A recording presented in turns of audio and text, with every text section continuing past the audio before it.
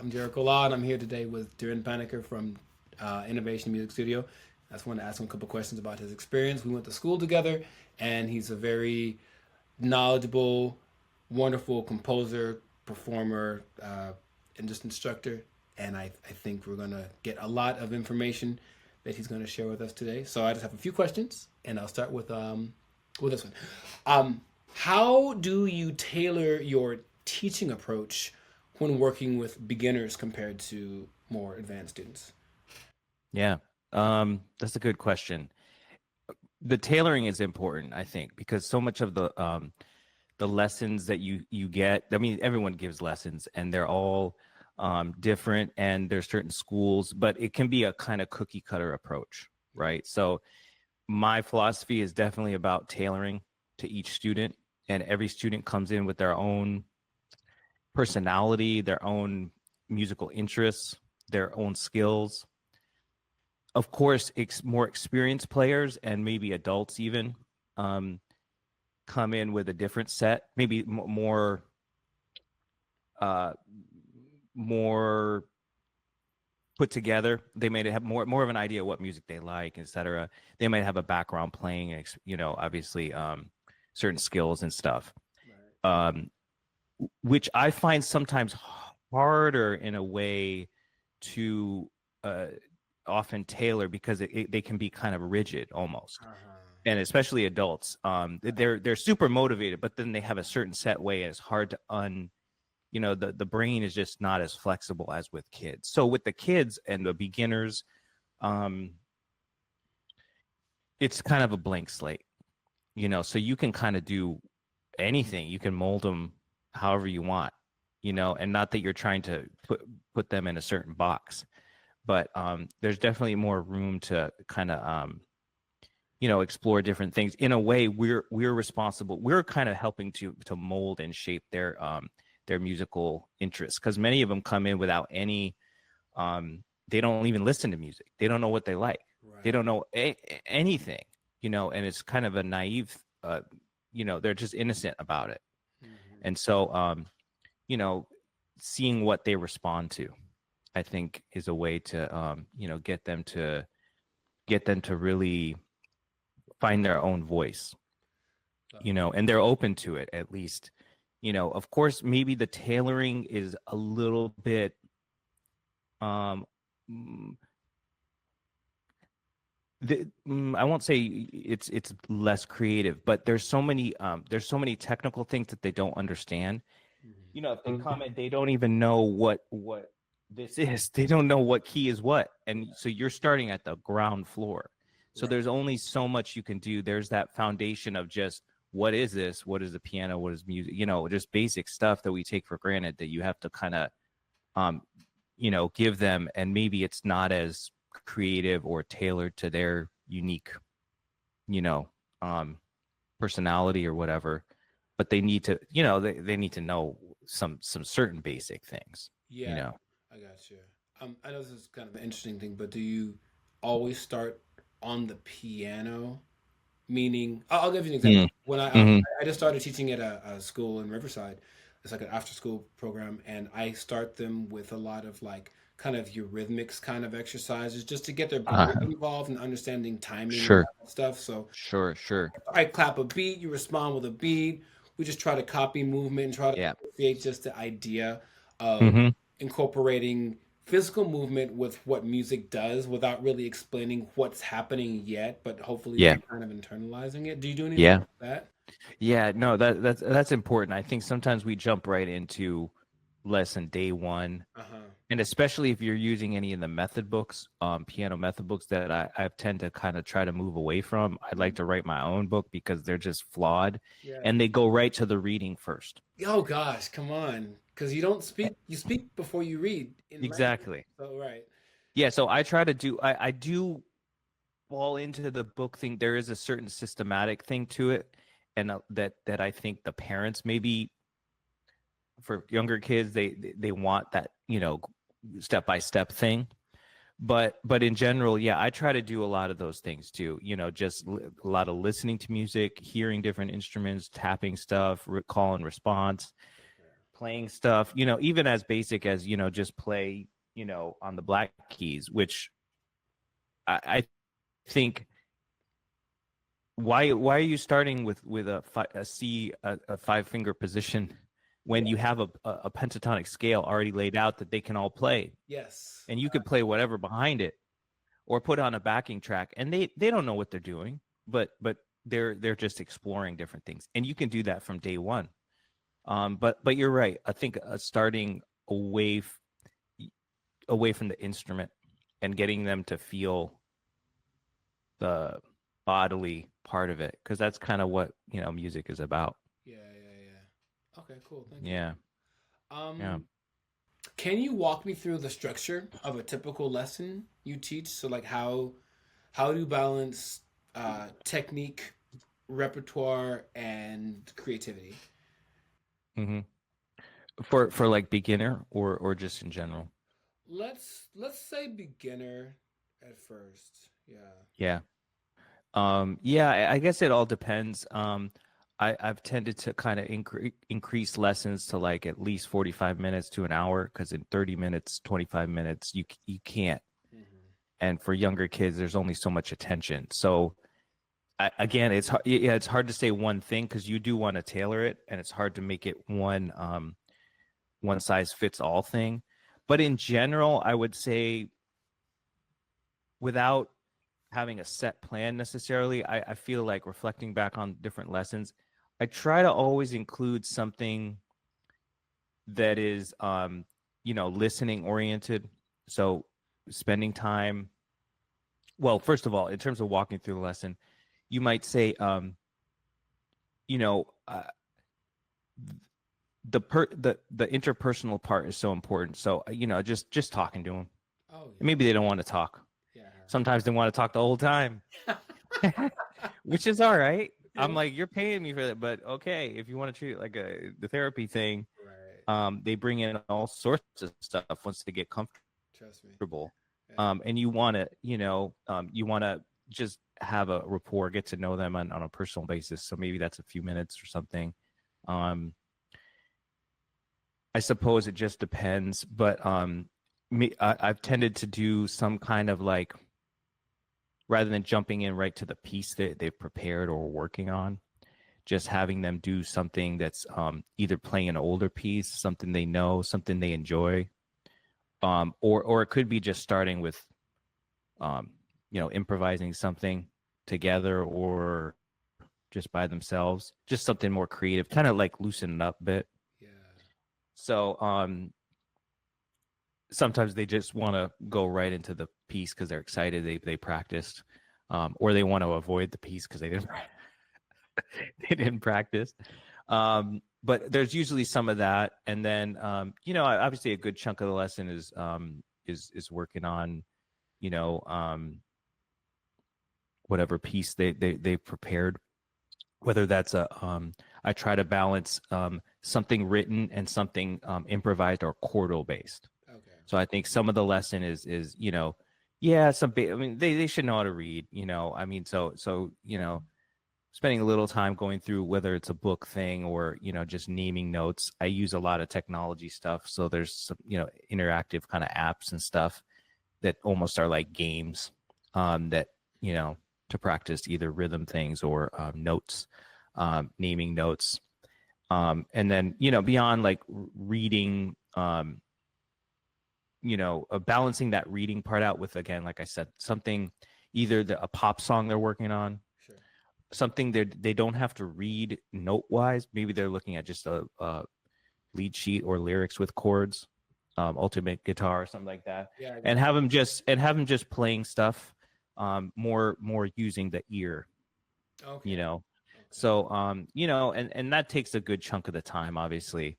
And then yeah, and then the lesson usually, just kind of flows from there, depending on what interest they might have. I do try to. It's hard because yeah, we do spend time on technique. I mean, ear training. I mean, it's just kind of like there's so many things to do Of course. Of course. that you can't do it all Mhm. in one thing. So I can't say that there's a set thing every time, but I will say that there's some balance of um, technical technique, Mhm. r- Or reading, and creativity or listening. if you have like a student, for example, that okay, they're not the greatest at reading, and maybe they're Hmm. preparing for something where like reading would be really beneficial, Hmm. right? Hmm. Then you just say, okay, I'll just spend more time on the reading, or do you? Because I mean, I guess I come to the reading thing because it's such a you have to do the work thing. Like I'm not gonna get better in my lesson reading. I have to be doing it all the time. So Of course, outside of it, yeah. yeah, so knowing that, do you say, okay, well, I'm going to spend more time in the lesson doing it, or just let them know you just need to do this more at home because otherwise it's not going to improve? Yeah, I mean, there's only so much we can do in the lesson. It's Right. like going to the doctor trying to fix something, you got to fix it at home. Yeah, yeah, They can yeah. give you certain things to do this, but so so that is the challenge of working with beginners, and particularly I'm thinking of like younger kids that um and I'll be honest, I do have students like that. I won't name any names, but I have students um that might not be putting in the time, and it's obvious. Yeah, yeah, you can tell. And at a certain point, I just let it go. I'm not gonna be that like harsh about it. Sometimes I'll be more on top of them. I'm like, you got to do this, but at a certain point, if they don't do it, they don't do it, and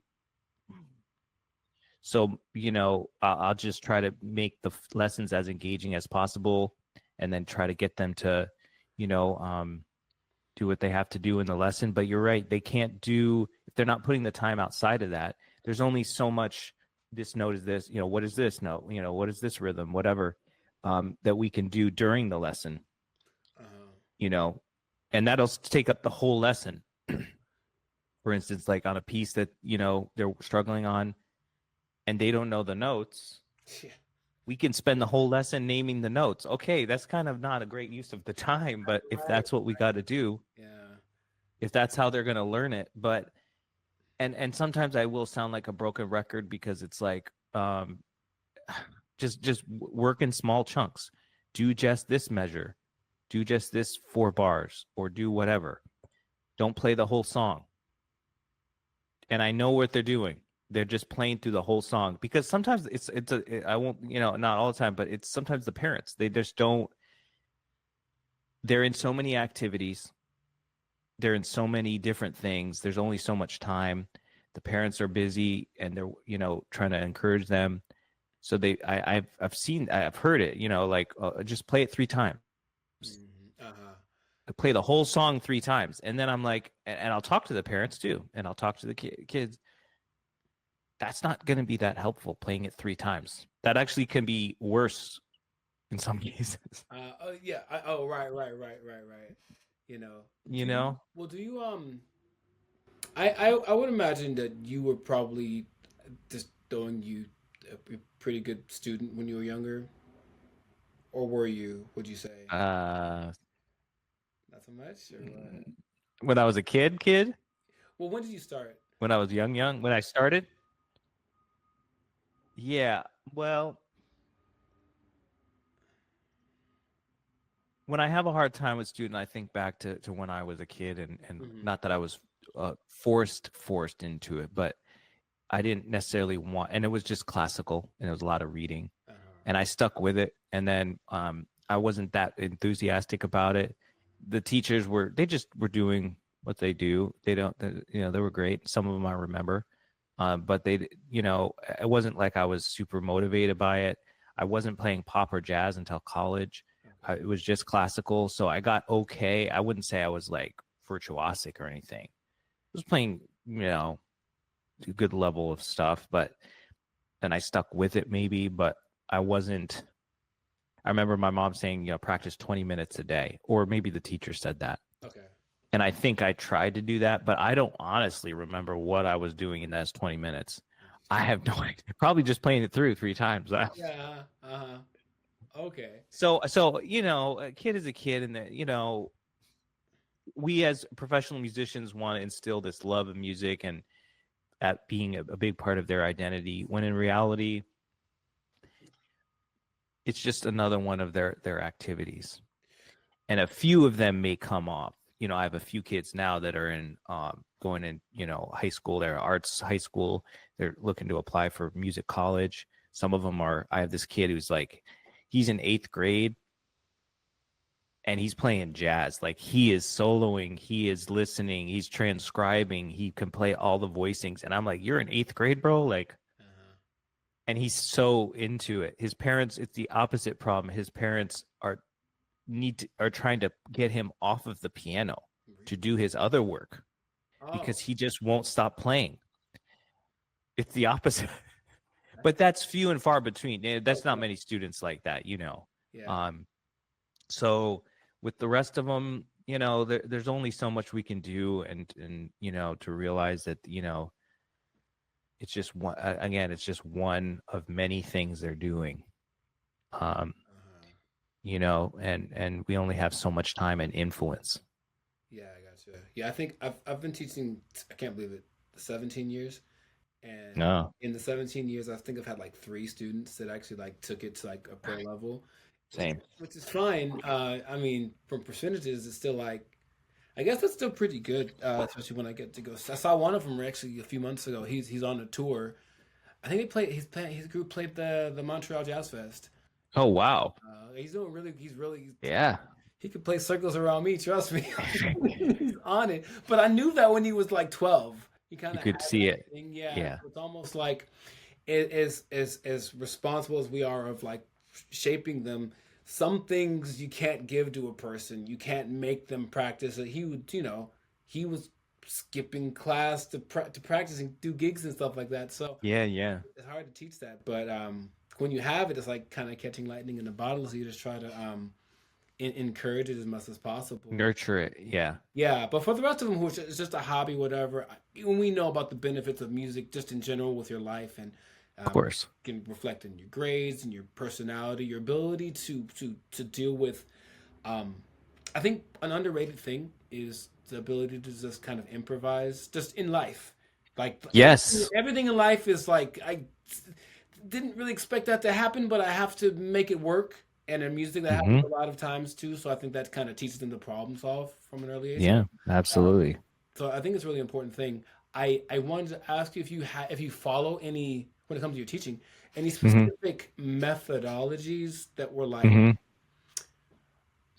like I mentioned Eurythmics. I like that one. There's another one, and the name's escaping me, but it basically involves the idea, I'm not going to try to mess the name up. It's Mm-hmm. the idea that you should sing everything because I think Yeah, yeah. when I watch the greats, no matter how great they are, nobody goes, "I need you to sing the diminished blah blah blah over the." They just go, "I need you ba da da ba ba da ba da da ba ba da Yeah. da ba." Got it? And that's how you Yeah. express. So that philosophy, I think it has a name, but Sure. I appreciate that and I use that. Yeah. You have one that you say this is kind of like part of my teaching methodology. Mm. Yeah. No, that's a good point. There are so many. I won't say that I follow a specific one. Okay. It, to be honest, I probably should, we as teachers should dig deeper into those specific music pedagogies, because people have come up with very specific ones that are very systematic. Yeah, I only started doing it recently because I see the value in it. I know of this. I don't do this. Maybe aspects of it I do. I try to, as you say, have students sing stuff. The hear it, sing it, play it kind of thing. Yeah. So especially with jazz, but even with classical. And so I'm getting class. I had this student playing a Bach convention, and she actually loves it. Which is surprising. Because it's Bach, they'd rather be playing Chopin or something. But Yeah. she's like, and when she gets it, she's one of those motivated students. Okay. Cool. And she's just so fun to work with because she's so enthusiastic. She has that positive mentality that is so important, Yeah. and she likes it. Mm-hmm. And so I'm trying to have her sing one. I mean, this is something that I do. in my practice, especially with Bach or something, playing one voice and trying to sing the other one. Yes, yes. So it's not easy. And but just getting them to vocalize stuff. For younger students, I have this new student who's brand new, but he has a good ear and feel for music. He's a kid. He's a Mm-hmm. little kid, but he, you know, I'll play something and then I'll have them sing it back. Something simple like, a few notes, Okay. pentatonic or something. Have them sing it and then have them play it. And as you know, if you can sing it, Yeah. you go figure out much faster. Yeah. Oh, yes. So I don't know what those are. I mean, that's just like a jazz, like maybe a jazz kind of um, methodology of like hearing stuff first and singing it. Mm-hmm. Um, and so that's one thing I do. There is and I was going to mention this earlier. This approach called audiation Yes. that I think Jordan does. And then there's another guy I follow. He's got a whole school of philosophy of teaching and he's got some good stuff online where he follows. And he studied that stuff. I can't say I studied it, but a lot of that is about hearing and conceptualizing music first. Mm-hmm. So before reading, and he's very anti-reading, kind of like that comes after. Yes. Okay. So yeah, so that's some areas. So maybe I pull from different things I've seen, but it's not a systematic thing. The only other thing I'd say that I maybe a little more specific that I try to do is I find that technique is misunderstood, and as you know, there's a lot of injuries, Yeah. repetitive strain injuries at all levels, especially at a higher level. And I developed tendonitis when I was taking classical lessons, and I specifically know I was playing a Chopin etude or something, and our teacher was great, but I feel like they didn't really even teach technique and what are the movements required. They just said go practice it, and I must have been practicing wrong or too much or something, and I developed this tendonitis, which kind of still stays with me and comes back at different times. But there's one technique, one school of piano technique called the Taubman approach. Dorothy Taubman. She was at Taubman, Taubman. So she was at Juilliard, and it was all about like building a healthy technique, learning the most efficient movements at the piano that mirror our natural body, and very systematic, like super. People get trained in it, certified in it, and all that. So I took some lessons with a teacher who was studied with that person and at UC Irvine, and that helped me immensely in terms of managing this pain thing and realizing what the cause was. Okay. It wasn't just that I practiced too much; it's that I was practicing with the wrong technique. The hands were out of alignment, or I wasn't using enough forearm, or just various specific things. So I can't say I'm an expert in that at all, but I try to, if I notice certain things for younger kids, many of them, you just let them do, they naturally play. Yeah. They're not super awkward. They just sit down and maybe fix a few things, but I will utilize some principles from that if I notice certain things. Okay. Particularly the hand being out of alignment, twisted like this, because that's what I did. Uh-huh. Using too much fingers, having the forearm use the weight rather than just the fingers.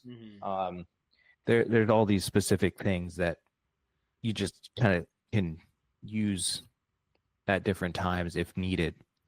Because if say, a student is serious and then they do some movements that are not natural, and they repetitively do that at later time, that can cause some serious problems. Right. Okay. I think I've seen videos of that woman or someone that's teaching her methodology, but it was a bunch of pianists who were coming to them with problems, with issues, Mm-hmm. and all this kind of stuff. And then they would.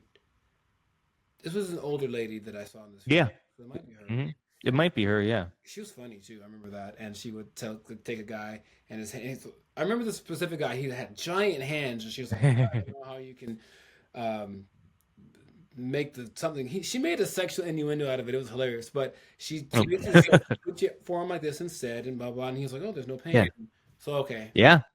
They're very simple, almost common sense things right, that's all about like the natural like ergonomics and how our body is structured. So their whole thing is like, what's the right hand position? And those, the books don't really they have you do these claw kind of things, yeah, right, unnatural things, lining up five finger positions. Um, then that's how the books are structured. And so, her whole thing was just put your hand at your side and lift up your hand and take what is the shape of the hand? It's already like that. It's not like this, it's not like this. So, and then just placing it down with that kind of shape, hmm stuff like that, that's like natural to the body. sure, So I like that philosophy. And, I don't know if I had time, I'd, learn it more. There's people, again, like I said, that have studied it. certified in it, you Okay. know, but it helped me. So I try to use some of that. Yeah. So I try to pull from different things. And one other, I don't want to say philosophy, but because I'm like trained in academia, I had a PhD in ethnomusicology after, we went to school, which was a completely other thing, like studying music's meaning and how it's connected to like certain cultures and communities. Not so much about the actual music, but about the people Sure. and, the history of it, stuff like that. Um,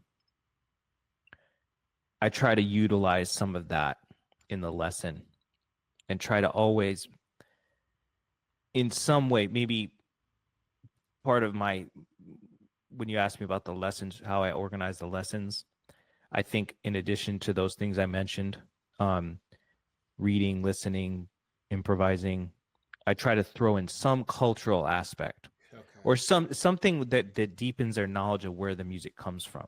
That's important. Yeah. Yeah. So and that's from an ethnomusicology kind of mindset. Like it's not just music that just random things. It's like comes from a certain place. And if you're talking about jazz, it comes from a very specific Yeah. community and place that they need to know.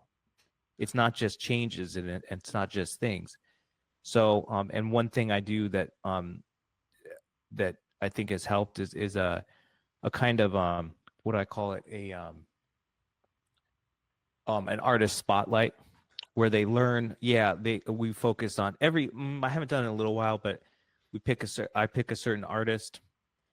We've done we did Bill Withers the last time.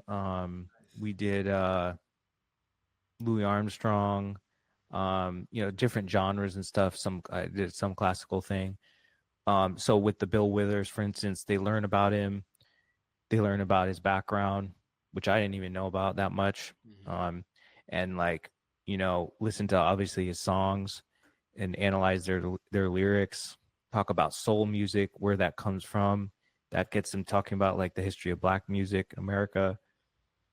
And you tailor it to like the level of the kid.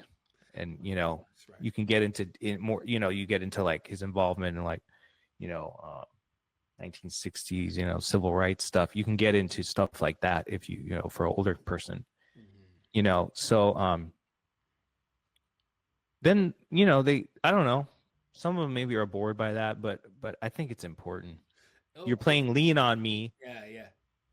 Who is that? Where is it from? And stuff like that Music is doesn't exist. important. And music doesn't exist in a vacuum. It comes from a place. It all has meanings. I tell a lot of students that a lot of music at one point was dance music for one, just because Hmm. like waltzes and all that kind of stuff. It sounds like old fogey music, but no, back in the who was the guy? Who was the king of the waltz? Was it no Strauss?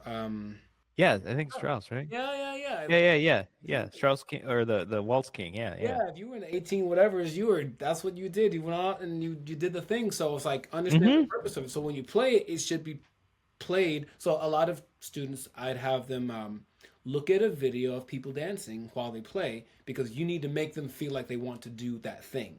And Oh, then okay. you go, okay, so they all of a sudden they'd have a little more lilt to it or something like Yeah, yeah. And I Oh, realized that's a good idea. that Yeah. understanding about the meaning of just, you know, culturally where things come from, because, that's something that some people are fighting very hard to keep alive, the part of their culture Yeah. that maybe was a tradition. And I just spoke Hmm. to, he's like the music director at the Claremont Colleges, Jyoti Rockwell, I believe. Rockwell. Oh yeah, yeah. I know Oh, Jody. Yeah, yeah. wow, he's so I great. just saw. I bring my class because I teach some classes there occasionally. I'm teaching one there Oh, now at Scripps College, and I bring them, and he does a workshop on gamelan music, Indonesian I just gamelan went to music. see his gamelan ensemble. Oh, oh Man, wow. Okay. that was so good. I mean, I don't know much Uh about that music, but I know that I just suddenly want to go to Indonesia. But I spoke huh. to him because I had an idea, a project in mind that's kind of in that sense. Um, uh, Look, they got to tie everything together. I was in Panama Yeah. in October, from Oh film, yeah. I think I saw that. Yeah. and I spoke to one of the singers that I know about her experience with the folkloric music of Panama, and I was thinking this would be kind of cool to explore. Uh, I guess folk music for the most part, traditional music of different places, and Yeah. start drawing some comparisons. So I was making some theories, or I guess I have like a thesis about Yeah. what I would find by doing it.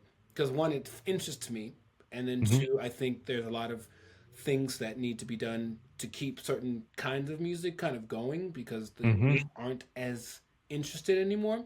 So Hmm. one of my theses was that music is music is used in the same way to express certain emotions that we share as human beings, which I want Hmm. to see if I'm right or not about that. So a Hmm. song from the Aborigines will express happiness using the same musical elements, even though they might not have the same instrumentation as Hmm. a song from Bulgaria. Is that true? I Hmm. don't know, but I kind of want to Hmm. see. So when I Yeah. talked to him, I said, "Can I start like interview you about this project?" So when I was in Panama, I interviewed one of the singers. I have another. I have to talk to some other guy who's like the folkloric something director guy. Mm-hmm. I I wanted to start there because I think that's a very specific thing. Panama folkloric music has like a thing. I want to do Yeah. folk music in the United States. Sure. I don't know what that means. There's so many, you know what I mean? It's So so much of a mix. Yeah. right. So but I love that element of like getting the students to understand where the music comes from, who Hmm. made what they went through, the experiences that we have. It just kind of goes, and I think that makes Yep. things super relatable. Sure. So that's Yeah, and also get them outside of it's a Western, it's a Eurocentric thing the way they teach music. So all of the music they learn in school, most of it is all Western classical, which is fine. They should know that. And but if any musicians they know Mozart, Beethoven. That's all the things they know, and then it's at odds with the music they listen to. uh-huh. That's one problem that I had. I grew up in the 90s, man. I was like, it was like the golden era of hip hop. That's all I was listening to. Hmm. Wu-Tang Clan and Nas and Mob Deep and all these people, and I was probably too young to listen to them, but that's what I responded to for some reason. And then I was playing Mozart or something. Yeah. And so it didn't connect at all. Hmm. Hmm. And people listen to hip hop. Um, they don't they don't value it. They don't teach that in school because they don't see it as good enough, or there's probably a racial part to it. I don't know, Yeah. but so as much as we can do in the lesson, because we have a lot of power in the studio that they don't get in school, Hmm. because they have a certain ideology. So we can give them all sorts of stuff, and maybe that stuff won't stick. Um, but you'd be surprised. Certain things they remember. Hmm. Oh, they'll mention something about you know hearing "Lean on Me" and then remembering the name Bill Withers or something. Even something small like that, like That's I cool. think goes a long way. Sure. So including some whether it's something that you're interested in, like you're saying, the Panamanian folk music or whatever, you know, as much as we can kind of like expose students to different types of music. Yeah. And now you got the internet, so there's really no excuse. You can get them to, you know. Man, whenever I hear about a band that was like the biggest band in one time that I've never heard of, I'm like, how is there was a band they weren't the biggest band, but like I don't know how this they're basically the German version of like the Village People, but That would be interesting. they did music about uh they dressed up real like they look kind of like Power Rangers, and they dressed up and they did songs about like to talk about positivity, but they did the band is called, oh my god, they're called what's that the famous Mongolian uh bad guy, the dictator killed everybody.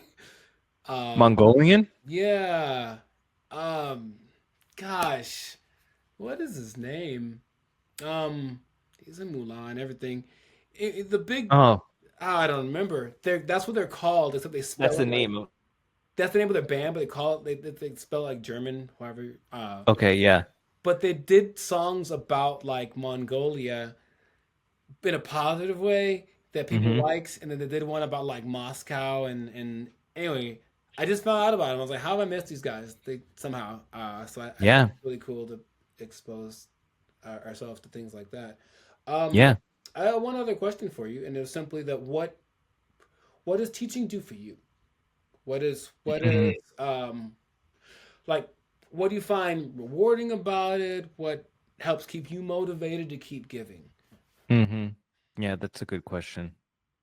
Because, it's a job. So, and, any job can be mundane. After a while, you see the same students at the same time. You get into certain, uh, patterns and stuff. Yeah. And I think honestly, for a while, I kind of, yeah, I was getting burned down on it, and I didn't find that much interest in it, and then that carries over to the students. Uh-huh. Uh-huh. So, and I think that's just, if you do it for that long, 17 years, 20, whatever, it's like, it's hard to keep it fresh. Yeah. So, but it is so important to really be invested in some way.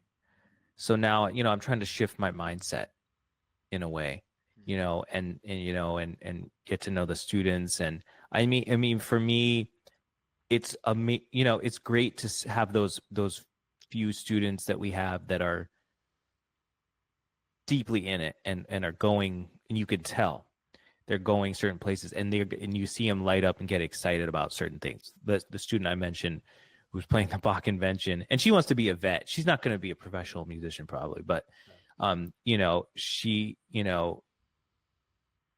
half the time we come and she playing with my cats and stuff. She loves my cats.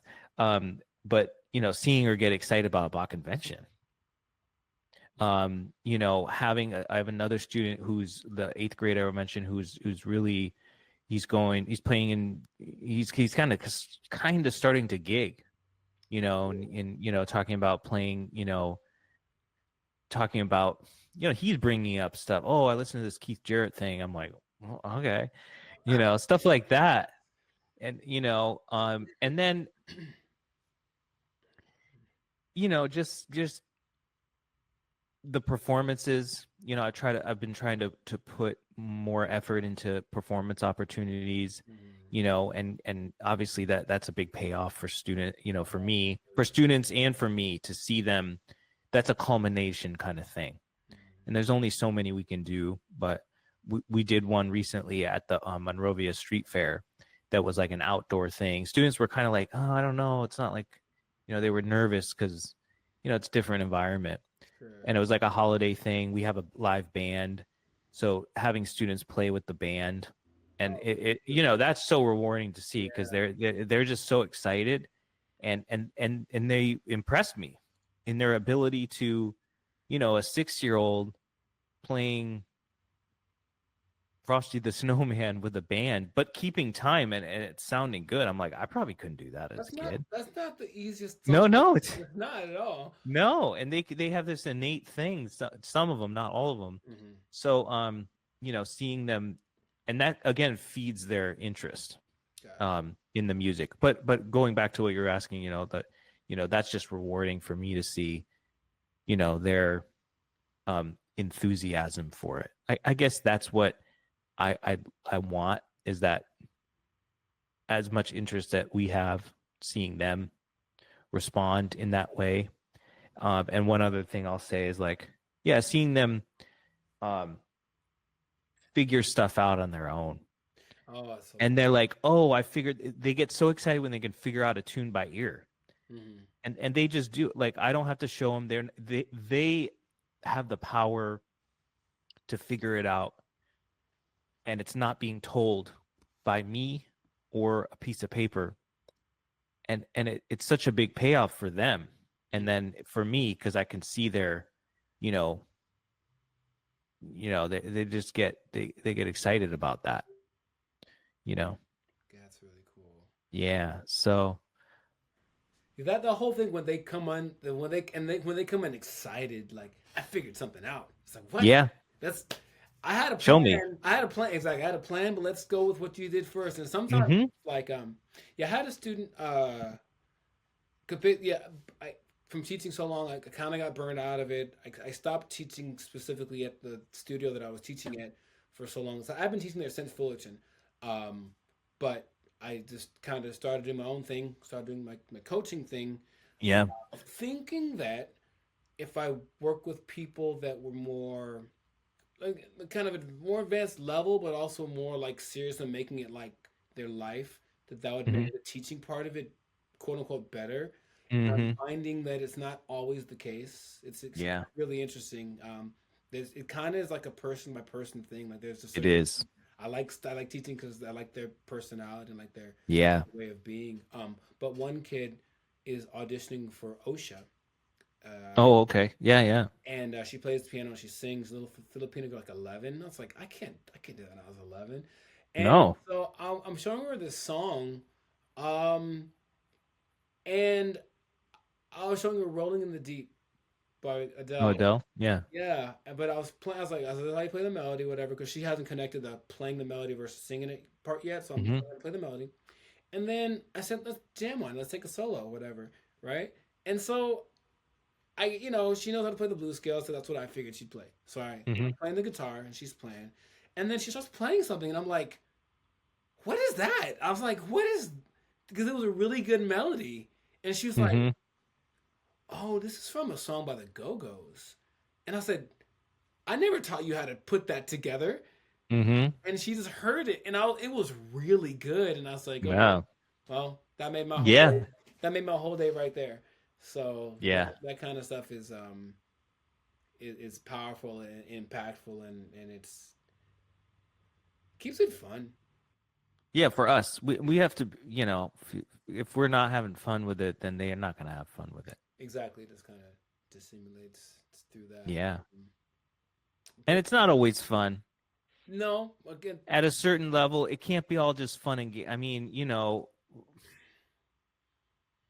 at a certain level, it as you know, it requires a seriousness. yes, But if you can instill that enthusiasm and enjoyment for music, that will carry them through all those things. hmm And if they don't have that, they're gonna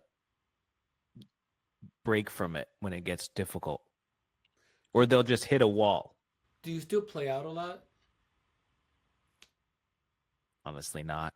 That's something I just COVID, this academic thing, and then COVID and all sorts of stuff, and it's been hard to get back. I need to balance that teaching out with playing just for my own sake, Yeah. because I'm feeling that urge to Uh-huh. play, and I'm consciously trying to play more at home, practicing or playing, um, touching the instrument every day for me, not just for lessons. So but you know, playing for other people and gigging is a different thing too. Sure. And just jamming with people. Yeah. Oh, it's there's nothing like it. Doesn't make it like it. That's the biggest school to learn from. You know, Uh-huh. and it gets you out of your bubble. That's something I'm trying to do for myself, and then also just like for students, getting them, um, where it's not like one concert a year. Uh-huh. That puts on too much pressure. Oh, sure, But sure. we did this casual thing at the street fair. I'm like, you can be a little nervous, but it's a street fair. There's people, running around and jumping, and playing and talking and Yeah. some listening, and so getting them to like um see that music is not, you know, it's about sharing it with other people, and that's why we do a band playing, getting the group thing, and that's maybe one thing I'll say, is that piano is so individualist, Can be. Yeah. Oh, definitely. and it doesn't have to be, but it's the way it's taught, and maybe it's like because classical music, or it's also that we can play all the parts. Uh-huh. We don't need anybody else. That's what I was telling the student, but it's kind of nice when you don't have to worry about the bass.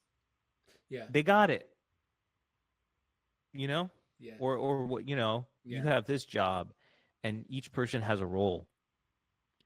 And for me personally, that's when I got more interested in music, when I got to college and discovered jazz, and because that's already a group thing. Oh, yeah. Mm-hmm. Mm-hmm. But all music is a group thing, Yes. really is. So getting kids and ourselves and kids back to the community aspect of music. I forget who Professor he wasn't nice. I don't know, that's all I remember. He had psychology and he wasn't nice. And he would yell at us and talk about how dumb we were. And his wife was there too. I forget his name. But anyways, the thing I remember when he walked in, Piano? maybe I don't remember. Oh, I know who you're talking about. Should we say names? No. I know who you're talking about. No, I we shouldn't. know No. exactly who you're talking about.